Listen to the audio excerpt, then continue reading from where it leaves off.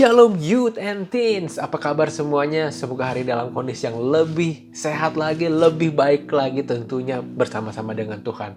Siapkah Anda semua untuk mendengarkan firman Tuhan? Bagi semua yang siap untuk mendengarkan firman Tuhan, ketik di kolom chat sekarang, I'm ready.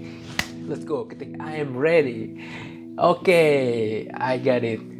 Yes, kalau semua udah siap, mari buka Alkitab kita di Ulangan pertama, pasal 1. Nah, kita ingat apa yang kita bahas minggu lalu. Ada yang masih ingat tentang apa? Coba mana? Ketik di kolom chat. Judul minggu lalu adalah Hold Up. Jadi kita mau masuk ke dalam Hold Up series yang kedua. Minggu lalu kita belajar bahwa Tuhan akan menopang kita atau menyokong kita, tidak akan membiarkan kita terjatuh. Jika kaki kita goyah, kita akan terpleset, Tuhan itu siap untuk menangkap, menyokong kita. Nah, hari ini kita juga masih mau belajar hal yang sama. Ketika kita melihat contoh yang minggu lalu, saya teringat dengan bayi yang belajar berjalan. Nah, ketika pandemik ini, saya berada di rumah bersama keluarga besar, keluarga Jovita, dan itu ada bayi yang sangat lucu. Tahu namanya siapa? Yes, namanya adalah Benayah. Nah, ini bayi yang sangat lucu sekali. Dan dia itu, saya udah hampir berapa ya? Hampir 2 bulan kita sama-sama di rumah. Dan setiap hari melihat perkembangannya yang begitu dahsyat. Dan sekarang, harusnya tuh dia masih merangkak, tapi sekarang sudah mulai belajar untuk berjalan. Dan ini berani sekali, kadang dia berjalan dan melepaskan pegangannya.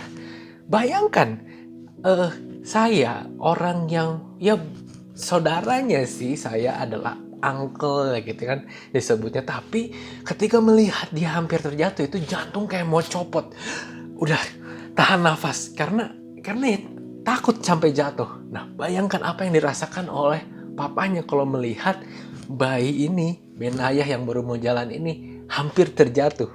Nah, mari kita saksikan penuturan dari Kobonar. Nah, sebagai seorang bapak, Benayah ini sekarang berumur 9,5 bulan. Nah, pertama-tamanya itu kan dia, bayi itu nggak bisa apa-apa gitu kan. Dia cuma bisa tidur, terus ya cuma oe-oe gitu kan, nangis, gitu. Nah, tapi dengan berjalannya waktu, dia mulai bisa tengkurap gitu kan. Tadi cuma telentang gitu doang. Terus sekarang udah bisa tengkurap, terus habis itu mulai merangkak. Nah, di situ kan masih lucu ya gitu ya. Nah, itu juga kita udah mulai hati-hati sih, karena takutnya dia mulai angkat badannya segala macam gitu ya. Nah, sekarang ini dia udah bisa merangkak, terus habis itu udah memulai jalan. Nah, ini momen-momen yang kita agak was-was gitu kan, karena kalau misalnya tadinya cuman terlentang gitu nggak bisa jatuh. Nah, sekarang kalau udah mulai berdiri kan takutnya jatuh gitu kan. Nah, tapi ya kita harus hati-hati. Tapi kalau saya sebagai seorang bapak juga ya perhatiin gitu ya, kalau misalnya emang dia lagi dilepas di playpen-nya dia, ya kita perhatiin gitu kan. Kalau misalnya ada yang barang-barang yang tajam itu kita singkirkan. Tapi ya kita biarkan gitu, biar dia bisa explore. Karena setiap hari buat seorang bayi itu kan adalah satu eksplorasi. Jadi dia menemukan hal-hal yang baru sampai akhirnya dia bisa gitu. Nah, sekarang Benayah ini udah kayak mau mulai jalan, dia malah udah mulai kayak lepas tangan. Kalau tadinya masih ya nyusur di pagar gitu ya, ini kayak dia udah mulai berdiri tegak, tangannya dilepas. Tapi habis itu jatuh, masih duduk gitu kan. Nah, ya nggak apa-apa sih gitu kan. Emang kita sebagai orang tua ya kita pengen dia growing terus gitu kan, selalu bertumbuh. Nah, aku percaya juga Tuhan seperti itu. Tuhan juga pasti ingin kita bertumbuh. Dia nggak pengen kita jadi bayi rohani terus. Dia pengen kita bertumbuh, kita makan makanan yang solid. Tadinya Benayah cuma makan susu, sekarang dia mulai makan makanan solid. Nah, dari situ kita melihat pertumbuhan Benayah itu sangat baik. Nah, aku percaya Tuhan juga seperti itu kepada anak-anak rohaninya, yaitu adalah kita-kita ini. Ya, jemaat Tuhan, hari ini kita baca Ulangan 1 ayat 30 tadi sudah disampaikan. Kita lihat bahwa Tuhan tuh sebenarnya berjalan di depan kita, mau berperang untuk kita. Kita baca Ulangan 1 ayat yang ke-30. Tuhan Allahmu yang berjalan di depanmu, dialah yang akan berperang untukmu, sama seperti yang dilakukannya bagimu di Mesir di depan matamu.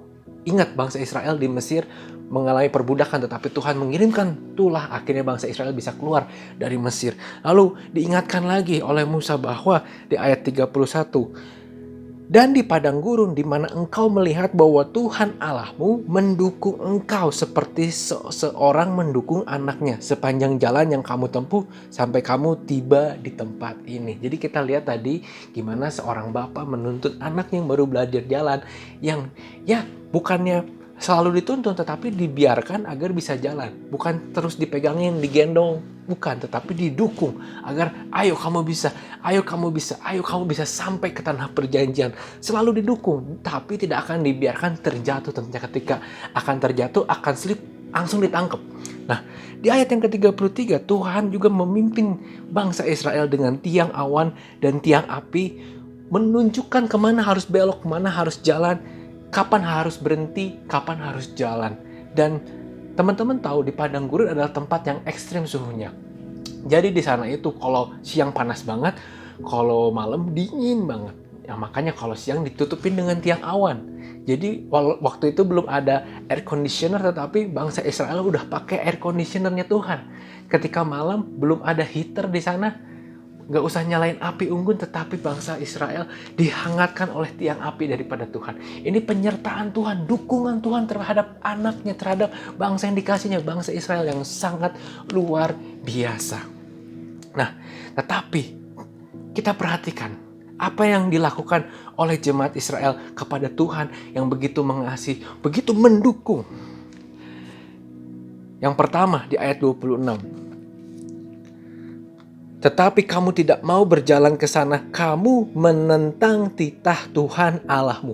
Bangsa Israel malah menentang perintahnya. Gak mau dipimpin Tuhan ke tanah perjanjian.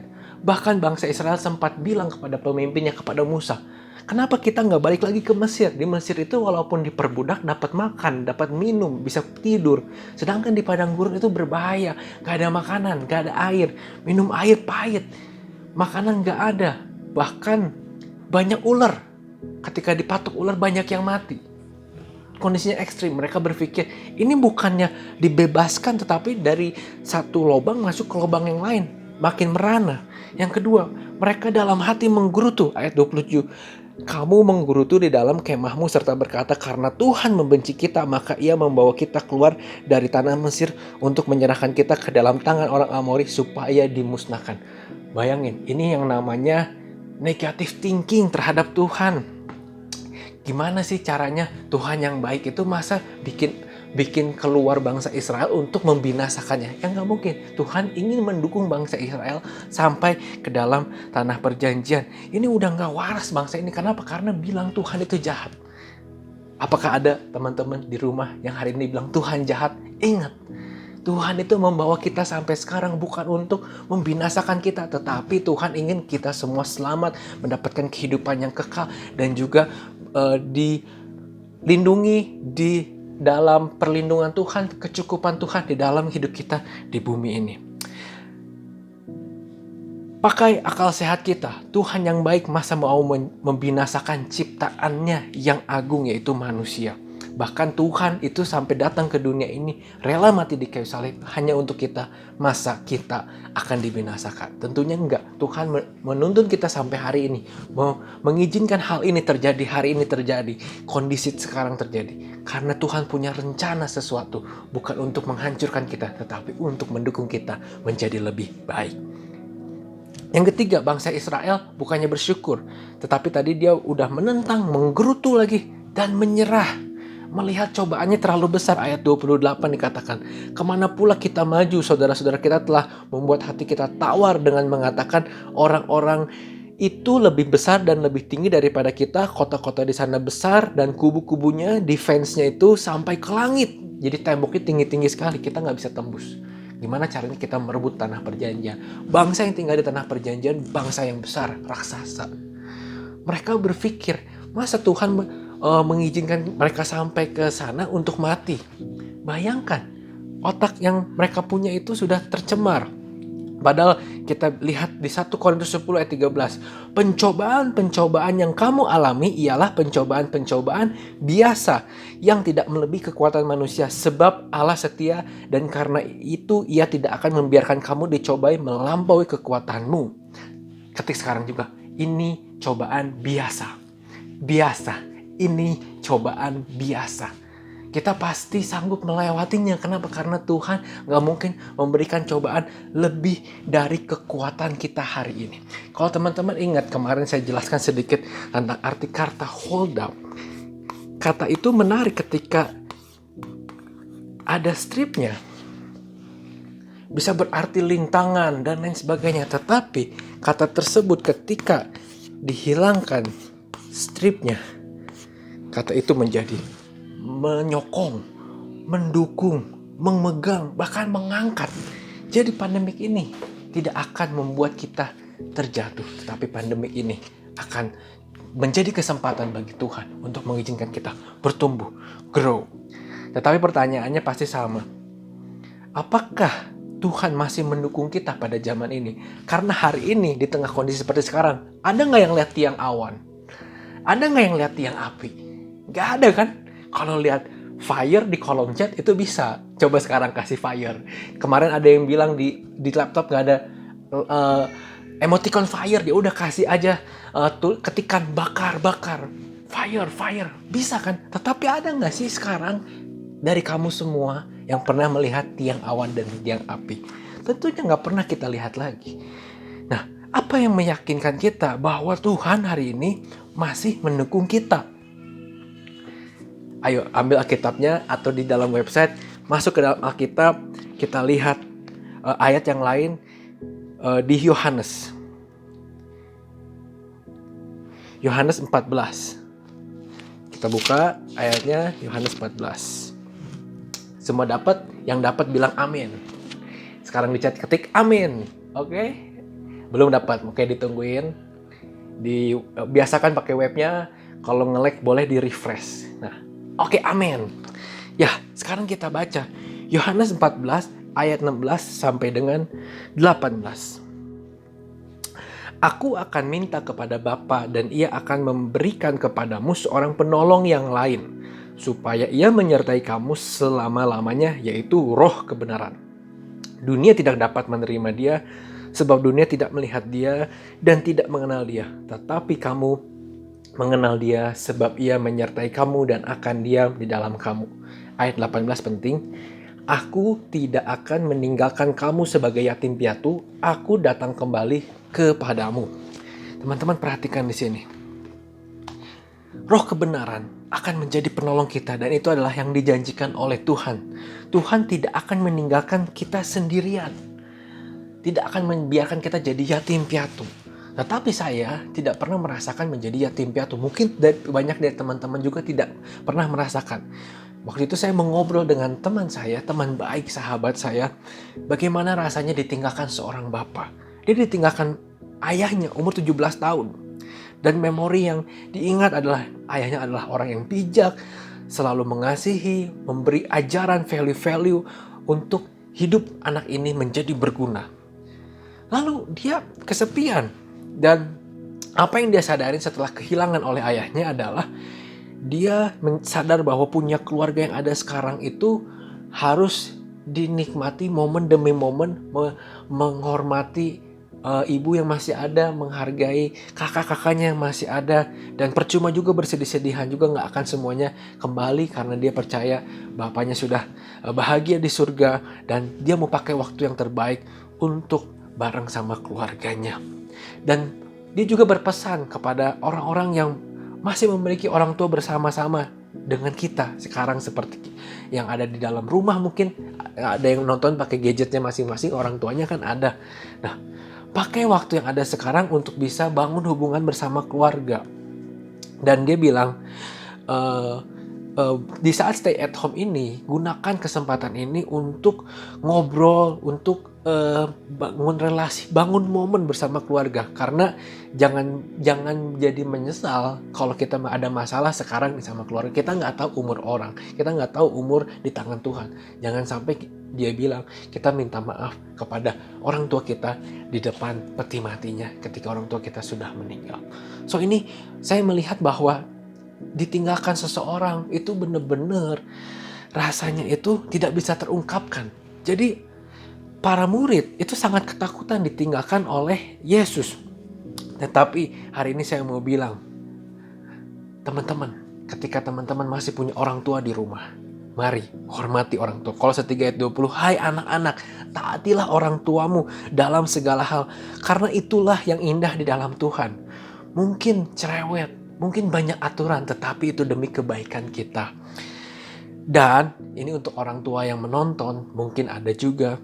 Hai bapak-bapak, janganlah sakiti hati anakmu supaya jangan tawar hatinya. Jadi bapak-bapak kalau nonton minta maaf. Kalau yang nonton anak-anaknya, sekarang teman-teman harus lebih dulu memaafkan orang tua kalau ada salah. Membuka hati, membangun komunikasi dengan orang tua. Lakukan sekarang. Kalau ada teman-teman yang punya masalah dengan keluarganya, lagi ribut dengan orang tuanya, ada pendoa-pendoa yang siap mendoakan teman-teman, boleh klik di kolom live prayer. Di sana nanti akan ada tim pastoral yang akan mendoakan, memberikan kekuatan agar kita di dalam masa karantina ini bisa memperbaiki hubungan di dalam keluarga. Saya lihat akan ada pemulihan-pemulihan di dalam keluarga teman-teman semua. Amin. Yes, balik lagi ke konteks di dalam Yohanes tadi. Pada saat itu para murid itu baru seneng. Karena apa? Karena tadinya dia itu berpikir bahwa ini ada orang yang bisa jadi harapan. Mereka bisa lean on, bisa bergantung, bisa bersandar padanya. Tetapi Tuhan bilang, aku harus pergi. Kenapa? Karena Tuhan bilang, kalau dia nggak pergi, penghibur itu tidak akan datang. Jadi Yesus itu bilang lebih berguna jika aku pergi agar penolong itu datang. Penolong apa sih dalam bahasa Yunani itu kata ini memiliki arti adalah parakletos. Nah, parakletos itu bisa berarti juga pendamping, pembela seperti pengacara, penasihat atau juga penolong. Sehingga roh ini akan menolong kita, mendukung kita untuk melakukan perbuatan-perbuatan yang baik sesuai dengan firman Tuhan. Menasihati kita agar kita nggak salah arah dan menolong kita memiliki damai sejahtera dari Roh Kudus tersebut. Jadi teman-teman, yang pertama kita yakin karena Tuhan janjikan penolong itu. Yang kedua, Yesus harus pergi agar penolong itu datang. Dan sekarang ada nggak Yesus di dunia ini? Nggak ada. Karena Yesus hidup 2000 tahun yang lalu, dia disalib, dia bangkit pada hari ketiga, dan akhirnya dia naik ke surga. Dan ini adalah hal yang ajaib. Banyak orang mati, tapi nggak ada orang yang bangkit lagi dan naik ke surga. Hanya Yesus, karena dia adalah Tuhan yang mampu menyelamatkan kita semua kalau kita mau percaya kepada namanya. Bagi teman-teman yang mendengar berita ini baru pertama kali dan gak tahu gimana caranya untuk terima Yesus walaupun udah Kristen mungkin dari lahir, klik tombol sekarang. Aku mau terima Yesus. Akan ada tim pendoa yang akan mendoakan teman-teman, dan teman-teman akan mendapatkan jaminan keselamatan hari ini juga, mendapatkan rumah di kerajaan sorga. Amin. Yesus pergi. Yohanes 16 ayat yang ke-7. Kita lihat Yohanes pasal berikutnya, pasal 16 ayatnya yang ke-7.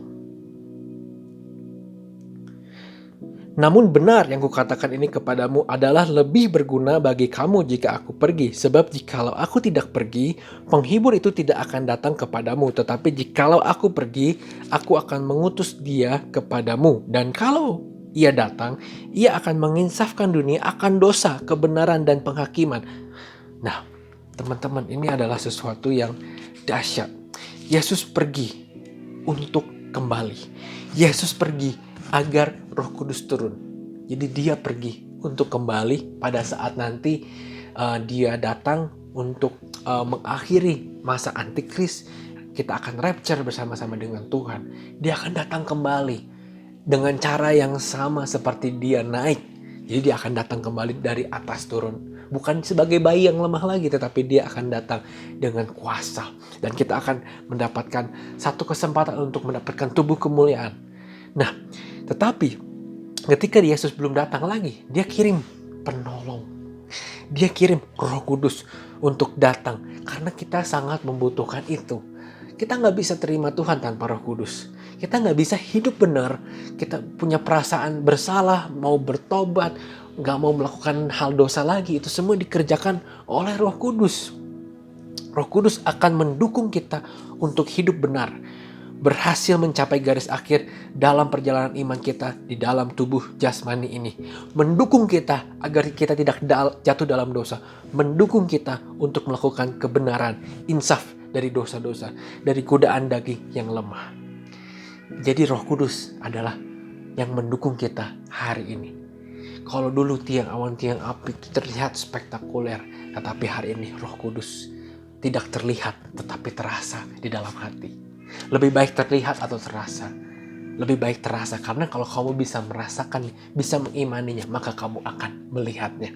Jadi teman-teman, percayalah bahwa Yesus telah naik ke surga. Dan sebentar lagi kita akan rayakan kenaikan Yesus ke surga. Dan karena Yesus naik ke surga, maka ada Roh Kudus yang turun pada hari Pentakosta dan memberikan kita kuasa. Yang ketiga, penolong akan memberikan kita kuasa. Kisah 1 ayat yang ke-8 dikatakan, tetapi kamu akan menerima kuasa kalau Roh Kudus turun ke atas kamu dan kamu akan menjadi saksiku di Yerusalem dan di seluruh Yudea dan Samaria dan sampai ke ujung bumi. Amin. Kuasa untuk menjadi saksi Kristus gimana caranya sih? Kan ada 4 kitab Injil, Matius, Markus, Lukas, Yohanes. Kita adalah Injil yang kelima. Ya, saya dan kamu bilang Injil kelima. Kita adalah Injil kelima. Apa itu? Di dalam 2 Korintus 3 ayat 2-3 dikatakan, kamu adalah surat pujian kami yang tertulis dalam hati kami dan yang dikenal dan yang dapat dibaca oleh semua orang. Karena telah ternyata bahwa kamu adalah surat Kristus yang ditulis oleh pelayanan kami, ditulis bukan dengan tinta tetapi dengan Roh dari Allah yang hidup. Bukan pada loh-loh batu, melainkan pada loh-loh daging, yaitu di dalam hati setiap manusia. Jadi teman-teman, kita harus tahu, ketika kita punya Roh Kudus yang mendukung kita, kita bisa menjadi Injil kelima. Artinya apa sih? Artinya orang-orang yang gak tahu Alkitab, kalau kita ceritain Alkitab pun percuma awalnya. Karena kita, ini apaan nih orang? Penginjil dari mana nih? Serem banget, rohani banget sih. Tetapi ketika kita menjadi hidup yang menjadi teladan, melakukan yang baik sesuai dengan firman Tuhan, mengasihi tanpa pamrih, tentu mereka akan bingung. Siapa ini orang? Kenapa dia baik? Kenapa dia care? Kenapa dia peduli? Dan yang pasti di era seperti sekarang, semua orang menggerutu, semua orang khawatir, semua orang lelah menunggu kepastian. Tetapi kita bisa punya damai sejahtera. Kita bisa fokus melakukan apa yang diperintahkan oleh Tuhan. Kita tetap menyembah Tuhan, tetap bersyukur setiap hari. Orang-orang akan bingung.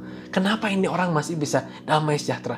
Kenapa ini orang gajinya dipotong tetap bisa bersyukur? Kenapa ini orang bangkrut bisnisnya tetapi percaya tidak akan kekurangan? Karena kita punya Tuhan yang memberikan kita penolong, Roh Kudus yang ada di dalam hati kita, yang sanggup membuat kita kuat melewati hari-hari ini. Dengan Roh Kudus yang ada dalam hati kita, kita memiliki sukacita, damai sejahtera, dan ini untuk kebaikan kita juga.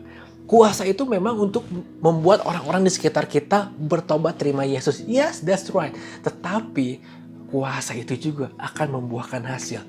Kasih, sukacita, damai sejahtera yang berguna juga buat hidup kita. Sehingga kita bisa fokus melakukan apa yang Tuhan mau. Bayangkan kalau kita hari-hari ini hidup di dalam kekhawatiran, di dalam ketakutan. Firman Tuhan bilang kekhawatiran tidak akan menambah 1 meter pun, bahkan 1 senti pun atau kemajuan dalam kehidupan kita. Tetapi ketika kita mau percaya kepada Tuhan, ketika kita percaya Tuhan berjalan di depan kita, kita percaya Tuhan mendukung kita, Tuhan menuntun kita dengan tiang awan dan tiang api pada masa lalu, tapi sekarang dengan Roh Kudus yang mengajarkan kita kebenaran, menginsafkan kita dari dosa, menasihati kita untuk melakukan yang benar. Maka hari ini saya mau bilang, Tuhan mendukung kita bahkan sampai hari ini untuk berhasil. Berhasil apa? Jangan bilang, berhasil kaya, berhasil dalam karir. No, keberhasilan di dalam Tuhan adalah keberhasilan hidup mencapai garis akhir, mempertahankan iman kita kepada Yesus Kristus sehingga kita masuk dalam kerajaan sorga. Amin. Yang percaya katakan amin. Yang percaya ketik amin. Yang percaya ketik amin. Yes, amin. Jadi jangan hidup seperti bangsa Israel yang tidak tahu terima kasih, memberontak, bahkan berpandangan negatif terhadap Tuhan. Yang bilang Tuhan itu jahat, Tuhan bawa saya ke sini bawa saya mati. Tuhan izinkan corona ini buat bikin bangkrut bisnis keluarga saya. Tuhan izinkan corona ini agar saya sekolah di rumah. Akhirnya ribut terus sama mama saya. Tuhan izinkan ini, saya bisa lulus. Lulusnya giveaway katanya. Karena gak pakai ujian nasional. Generasi lulus giveaway.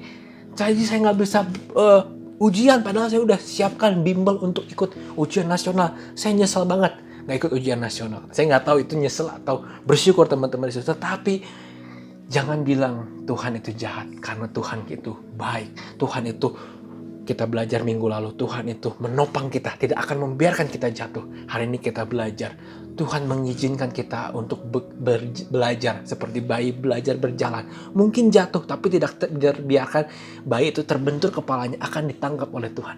Diberi semangat, ayo semangat, ayo semangat, ayo coba lagi, ayo coba lagi. Tuhan akan selalu mendukung kita untuk mencapai keberhasilan. Tuhan mendukung kita untuk berhasil sampai garis akhir. Mempertahankan iman kita kepada Yesus Kristus. Jadi hari ini, dekatkan diri pada Tuhan, maka kamu akan keluar sebagai pemenang. Kalau teman-teman bilang, siapa yang mau lanjut series ini? Karena minggu depan kalau teman-teman vote lanjut, saya akan ngomong tentang bagaimana Tuhan menjadikan kita lebih daripada pemenang. Siapa yang mau lanjut, ketik lanjut sekarang juga. 1, 2, 3. Oke? Ada, I got it. Kalau kita nanti lihat hasilnya, kalau banyak, kalau presentasinya dari 100%, itu berapa puluh persennya, di atas 50% mau lanjut, kita akan lanjutkan series khotbah ini, masuk ke khotbah yang ketiga, tentang menjadi lebih dari pemenang. Ingat, zaman old, Tuhan menyertai dan mendukung kita dengan tiang awan dan tiang api yang terlihat. Tetapi di zaman now, Tuhan menyertai dan mendukung kita dengan Roh Kudus yang tidak terlihat, tetapi terasa di dalam hati. Kena di hati. Itu lebih memberikan kita kekuatan. Ingat quotes yang kemarin, pembatasan ini sementara untuk kita dapat berdoa bersama agar kita semakin kuat dalam roh. Sekali lagi saya bilang, pembatasan ini sementara untuk kita dapat berdoa bersama agar kita menjadi lebih kuat dalam roh. This pandemic creates a hold up in your life. Meanwhile, God hold your lives up. This pandemic create a hold up in your life. Meanwhile, God hold your lives up. Jadi Tuhan gak akan biarkan kita terjatuh, tersungkur, tergeletak. Tetapi Tuhan mengizinkan penundaan ini, segala sesuatu yang harus terjadi hari ini, untuk menopang kita, untuk mendukung kita, untuk dia akan memegang tangan kita, mengangkat kita menjadi lebih daripada pemenang. Mari kita sebentar lagi sambut perayaan kenaikan Kristus ini. Mari kita berpuasa, berdoa. Kenapa sih harus puasa? Karena kita mau menguatkan manusia roh kita, mengecilkan kedagingan kita. Karena ketika kita berpuasa, kita menahan hawa nafsu. Bukan hanya sekedar nahan makan, itu diet. Tetapi ini puasa ketika kita mengganti jam makan kita dengan membaca firman, menyembah Tuhan, melihat Tuhan yang baik, berdoa kepada Dia. Ingat, berdoa bukan karena keharusan, tetapi karena kehausan. Dan kemarin waktu mesbah keluarga, saya juga dapat kata yang baik banget. Berdoa itu harus lebih banyak menyembah daripada meminta. Dan itu adalah satu hal yang baik untuk kita lakukan agar kita bisa berbicara kepada Tuhan. Ketika kita berdoa, kita bicara sama Tuhan. Ketika kita membaca firman, Tuhan berbicara kepada kita lewat firman Tuhan. Jadi jangan lupa baca firman, jangan lupa berdoa di dalam hari-hari ini agar kita dikuatkan untuk melewati situasi ini. Mari kita nantikan Pentakosta dengan berdoa, dengan berpuasa. Sehingga nanti pada waktu Pentakosta, kita akan mendapat curahan Roh Kudus. Kita dipenuhkan kembali dengan Roh Kudus. Untuk apa sih? Agar kita punya kuasa untuk menyatakan Injil kebenaran kepada teman-teman kita yang lain. Ingat, hold up. Kalau ada yang mau menyerah, hold up, tunggu dulu. Tahan dulu. Kalau ada yang pikir dunianya hancur, tahan dulu. Kenapa? Kita punya Tuhan yang baik. Tuhan sedang mengajarkan kita sesuatu. Tuhan sedang mungkin membiarkan kita melewati padang gurun untuk sampai kepada tanah perjanjian. Saya nggak bilang tanah perjanjian itu di dalam kekayaan, karir dan lain-lain. Tetapi kita lihat di dalam iman yang bertumbuh semakin serupa dengan Kristus. Sehingga kita punya kekuatan untuk menghadapi dunia yang hancur ini, dunia yang gelap ini. Maka dari itu saya mau bilang hari ini, mata adalah pelita tubuh. Kalau mata kita terang, kita akan damai di dalam hati ini. Roh Kudus yang ada di dalam hati ini berapi-api. Makanya jaga mata kita. Apa yang kita lihat, apa yang kita tonton. Pilih tontonan yang bagus. Pilih bacaan yang bagus. Makanya saya lebih sarankan, hari-hari kamu semua isi dengan baca Alkitab. Baca Alkitab, amin. Ketik baca Alkitab. Yes, jangan nonton terlalu sering. Jangan pilihlah tontonan kalau ada yang gak baik, mengandung unsur kekerasan, unsur seksual yang tinggi. Jangan pilih tontonan yang jelek itu. Tetapi kita mau mempusatkan perhatian kita hari-hari ini bukan kepada berita, bukan kepada grup WhatsApp, bukan kepada YouTube atau Netflix untuk menghibur kita. Tetapi kita tahu hiburan sesungguhnya ada dari Tuhan yang mengirimkan Roh Kudus ada di dalam hati kita, yang tidak terlihat tetapi terasa. Amin. Amin. Mari kita berdoa menutup khotbah hari ini.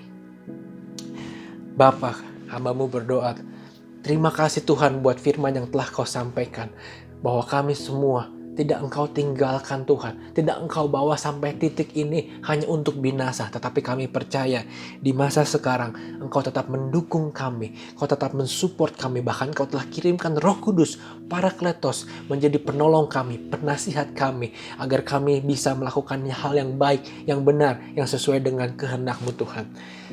Ajari kami Tuhan untuk lebih punya kesabaran, kedamaian dalam melakukan segala sesuatu. Kalau kami khawatir Tuhan akan makan apa besok, kami mau serahkan hidup kami ke dalam tangan-Mu. Seperti doa yang Kau ajarkan, cukupkanlah kami makanan kami hari ini. Kami percaya Tuhan Engkau akan memberikan kami berkat yang cukup untuk kami hidup Tuhan. Kami percaya Tuhan hari ini ada yang mungkin lagi gak baik hubungannya dengan orang tua. Hamba-Mu berdoa Tuhan, Engkau pulihkan, Engkau gerakkan Roh Kudus, pimpin agar mereka mau membangun relasi kembali, menghormati orang tua, sehingga hubungannya pulih, keluarganya dipulihkan. Bahkan mungkin kalau orang tuanya belum terima Yesus, hari ini bisa terima Yesus karena hidup anak-anak muda Tuhan yang ditempatkan di setiap keluarga menjadi Injil yang kelima yang bisa dibaca oleh keluarganya, bahwa Yesus itu hidup, kasih-Nya nyata di dalam kehidupan setiap kita. Hari ini hamba-Mu berdoa agar firman Tuhan yang disampaikan bisa menguatkan semua yang mendengarkan, bahkan hamba-Mu sendiri, sehingga kami percaya dengan iman kami, bukan dengan positive thinking, bahwa kami telah Engkau dukung untuk mencapai garis akhir, mencapai kemenangan, yaitu tidak kehilangan iman kami sampai akhir. Kami mau percaya Tuhan, kami mau angkat tangan kami mau sembah Engkau. Kami percaya bahwa Engkau adalah Raja di atas segala raja yang tidak akan meninggalkan kami. Terima kasih Tuhan Yesus, terima kasih. Di dalam nama Tuhan Yesus kami telah berdoa dan mengucap syukur. Haleluya. Amin.